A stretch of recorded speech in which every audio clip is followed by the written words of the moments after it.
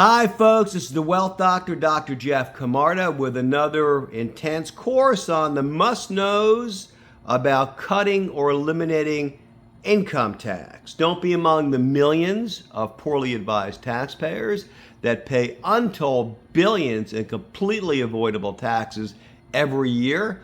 Every nickel that goes to IRS is one nickel out of your family wealth. Don't forget that, and it doesn't have to be that way. Get tax savvy to get richer faster. You know, there have been waves of tax law changes over my professional life since I began as a wee lad back in the 1980s. These waves of tax law changes have made it increasingly oppressive for W-2 employees. And pretty much have eliminated all the meaningful tax breaks for employees.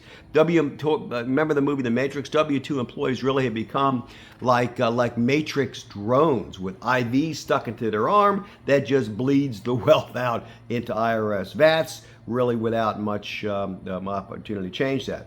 That's not so, by the way, for business owners whose opportunities to convert avoidable tax into family wealth are enormous. The opportunity, the game these days with the tax law is for business owners, and real estate investors count as business owners, by the way. Now, it's got to be a real business. It can't be a phantom or a sham business. It needs to be an actual business. Doesn't have to make a ton of money. Doesn't need to make money at all, really. And doesn't need to be huge, but it does need to be a legitimate operating business. Now, the right business can reduce or eliminate the income taxes on one or both spouses' income. One can offset the other. It's critical. Remember that. You have a doctor making $500,000, and the couple runs a business, or the spouse runs a business that shows, say, losses of $300,000. It's not unusual. So we only have net $200,000 now in taxable income. That's a big deal, right? So if you're in the 40% bracket for round numbers, and just to do some quick math here, 40 times the $300,000 that's sheltered by the business, that's $120,000 in saved tax that, instead of going to Washington, stays in your family's coffers. That is huge, huge. So that really is the big secret. You have to learn more, and you should see my more extensive classes on tax reduction for income tax and estate taxes and wealth building business and a lot of other stuff for more detail in order to really get good at this.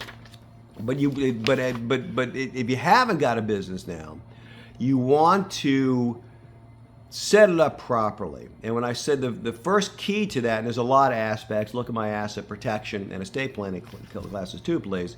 But from a structural tax standpoint, please don't put it on a Schedule C, as is extremely common and easy for tax preparers. Schedule C is just one more page in your personal tax return, profit or loss from business or profession. But you don't want to put those numbers there. Number one, it's a red flag for the IRS. They know this. There's a lot of abuse in the Schedule C space. Not that you would do this, of course, but there's a lot of it out there, so it's likely you'll be looked at. So instead of doing that, put it on, set the business up as a partnership or an S Corp. Typically, an S Corp is the desired place to be, depending on the facts and circumstances, and have the S Corp file its own tax return called an 1120S. Then all those numbers are off your personal return. There's just one, it's just keyed back to your personal return with an information return called a K1, which you've probably heard of. And a K1 really is not a complicated big deal. A lot of people are, well, K1, I'm scared. It's just like a 1099. It just says, okay, we had this profit or loss, and so from this business, and it keys into your personal return. Really easy. So that's important. To keep it off the IRS's radar, and also to give you a lot of other opportunities, but most importantly, to reduce the self-employment tax, like payroll taxes, FICA, Social Security, Medicare, that kind of stuff. And the way it's calculated on a Schedule C is very oppressive. You basically got to pay tax. You get some minor adjustment back with deduction, but you got to pay tax on the entire amount of the profit, which is not the case in an S Corp. You just pay yourself a relatively small, reasonable salary, and the rest of it is not subject to payroll taxes, which is big. It's like 14% on top of the income tax. So please pay attention to that. And again, it gets you off the IRS's radar. Schedule Cs are really easy to find and investigate, and it makes it. Don't do that. Same thing, by the way, for real estate investors on a Schedule E, which is similar to the Schedule C on your personal return. I think you're much better off to put the real estate in a partnership in a 1065 and then have a real estate management company, which is an S Corp, and the nuance it has beyond the time constraints of this little crash course. But to, again, get those numbers off your personal return by filing a proper business return. And again, those are S Corps, 1120S, or partnerships, which are 1065s, which are good for owning real estate, not so good for operating businesses, including real estate, because of the way the payroll taxes are calculated. Another thing we see very, very frequently are folks missing legitimate real estate deductions all the time. And I've got, new clients that have argued with me, well, I gave all the ones to my accountant, and, it's like that. He puts it on a return. I go, yeah, well, let's look at your return. Here's all the numbers, okay, on this page. And here's how, the returns flow. And here on this page in the back return is where those deductions disappear in a rat hole account called the passive activity loss limitations. You don't want to go there, particularly if you qualify to get the deduction this year, as many of you do, typically you do. And because the tax preparer misses checking this little box on the back of the Schedule E, those numbers disappear and you don't get any benefit. And this could cost you $50,000, $60,000 a year or more, depending on how big your real estate portfolio is. So that happens very, very frequently. Another thing, if you're an entrepreneur, you want to make sure you're taking advantage of what I call the qualified business income miracle, section 199A, and this is post 2017, I think, the Tax Cuts and Jobs Act. But it allows you, if you have a so-called pass-through business that's anything but a C corp, to take 20% off the top and write it off. You make $1 million. Let's make believe you only made $800,000 and don't pay tax on $200,000. It's huge. It's huge. But frequently overlooked. You want to make sure that you don't overlook that.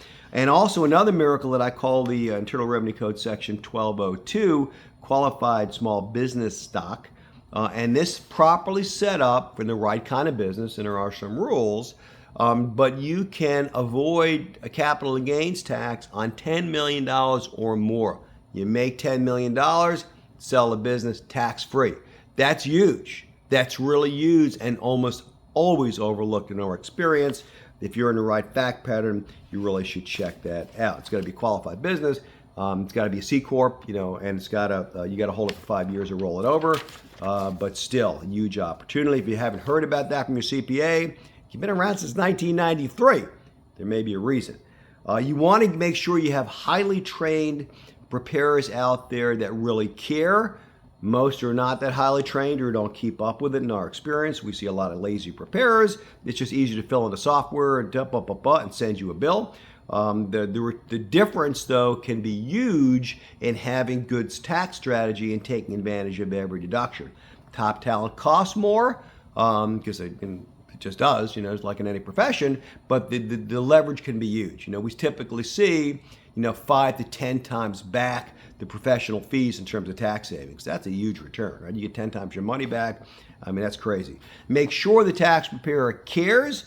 Many don't. They seem like they work for the IRS. You got to pay, your fair share, that kind of stuff. And if they grill you and act like they don't trust you for some reason or push back on exploring tax strategies, they may not have the right attitude or they may not have the right mindset or philosophy to be the best tax advisor for you. Make sure that they share your zeal to avoid every legitimate nickel in income tax. And I could, go blather on all day here, but this is longer for this particular format. It is optimal, so I'm going to wrap it up now. But again, to get more detail on this highly critical topic, tax is the most important wealth management skill, in my view. Please remember, like and subscribe to the channel in order to access all the other classes, long and short, that I teach about taxes and asset protection, estate planning, investments, and real estate, and all kinds of stuff. See you next time in class. Thanks so much for watching. Bye-bye.